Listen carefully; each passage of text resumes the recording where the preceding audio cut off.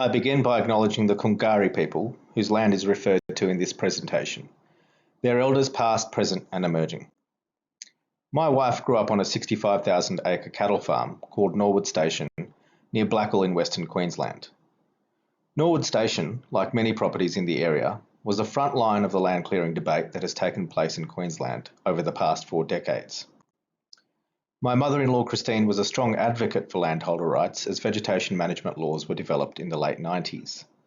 The Campbell family worked, lived and raised their 3 daughters at Norwood. Landholders were required to clear land by the laws relating to leasehold tenure.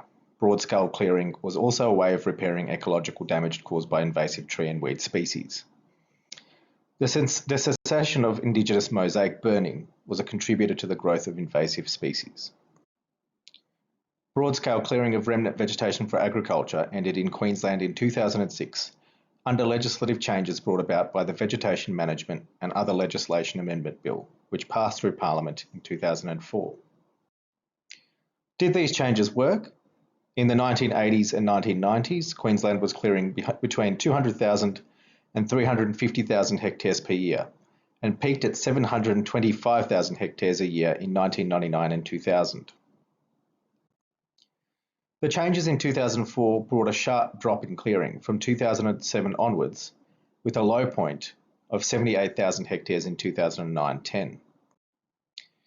These were undone at the ballot box with the Newman government, elected in 2012, who effectively reintroduced broad-scale clearing on properties.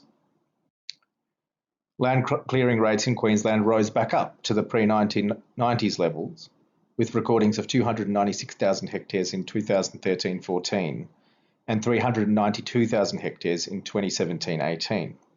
These levels have again started dropping after the restoration of protections in 2018.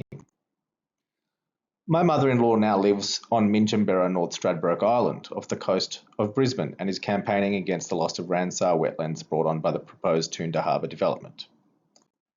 This case study at a human level shows the spatial, cultural and economic motivations underpinning the human-environment relationship.